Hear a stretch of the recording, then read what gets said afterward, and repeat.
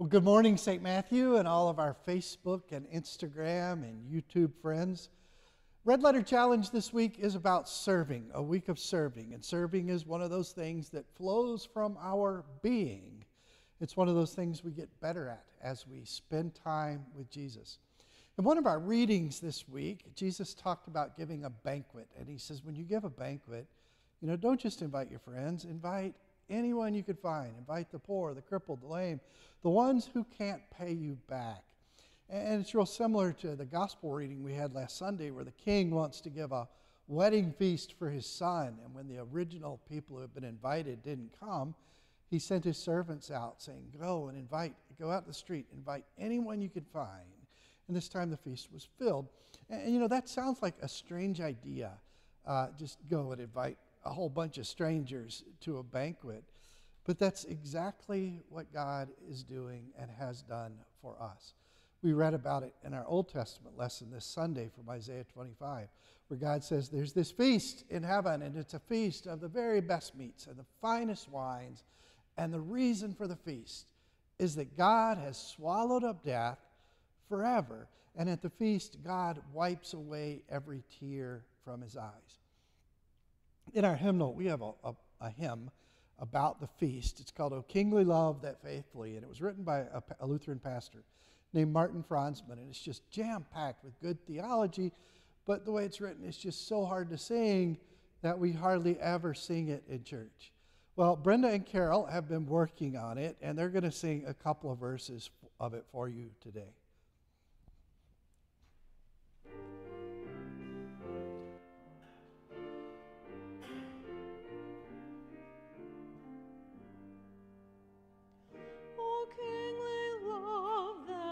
Faithfully didst keep thine ancient promises, did bid the bidden come to thee, the people thou didst choose to bless. This day we raise our song of praise adoringly thee, that in the days when alien sound had all but drowned thine ancient, true, and constant melody, thy mighty hand did make a trumpet none could silence or mistake.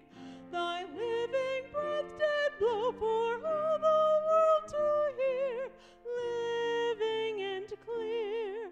The feast is ready, come to the feast, the good and the bad. Come and be glad, greatest and least, come to the feast. O holy love, thou canst not brook man's cool and careless enmity. O ruthless love, thou wilt not look on man robed in contempt of thee. Thine echoes dire didst deny thy summoning. Our darkling cry, our meddling sound have all but drowned that song that once made every echo ring. Take up again, oh take the trumpet, none can silence or mistake, and blow once more for us and all the world to hear, living and clear. The feast is ready, come to the feast, the good and the bad.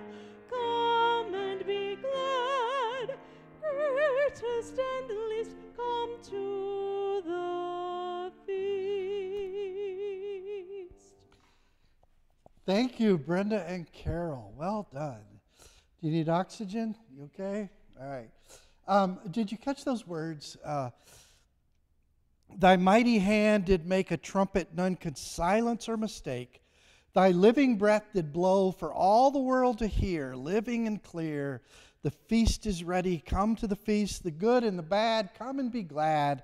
Greatest and least, come to the feast. So what's this trumpet? What's this trumpet that God's blowing, inviting people to the feast? Well, that's us. Every time we proclaim the love of Christ, that trumpet blows, inviting people to the feast. Every time we serve in Christian love, the trumpet sounds, inviting people to the feast. Every time the love of Christ compels us to feed the hungry, the trumpet sounds. Every time the love of Christ compels us to speak up in the name of Christ for those who are oppressed, the trumpet sounds, inviting people to the feast. Every time we visit the lonely, every time we serve our neighbor, every time we take what God has given us and use it to be a blessing to someone else, the trumpet sounds, inviting people to the feast. Good and the bad, come and be glad. It's our service. It's our doing what Jesus compels us to do that invites people to the feast. We'll wrap it up with a story. There was a missionary in China named Oswald Golter. And when communist China forced all the missionaries out, he had to go to India for a while before he could get back to the United States. And in India, he met some German Jews who were refugees there. They had fled Germany for the Holocaust, and India was one of the places that accepted the Jews and let them come there. And he met these Jews, and it was right around Christmas time when he was there. And so he told them that, he was a Christian and he celebrated Christmas. And was there anything they would like for Christmas?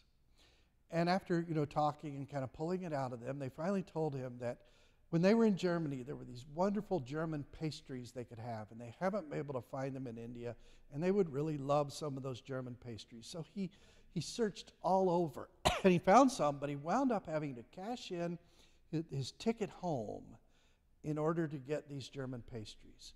And he got them, and he gave them to the German Jews that he'd met, and he said, "Merry Christmas." And then he called home and said, "I need a new plane ticket home." And he explained what he had done. And some people ask, "Why did you do that? They don't even believe in Jesus." And his answer was, "But I do. I do believe in Jesus." And it's that faith in Jesus, that part of our being, which causes the service to flow from us. So go and serve. Go and share the love of Jesus. Go and be a trumpet that invites people to the feast. Have a great week.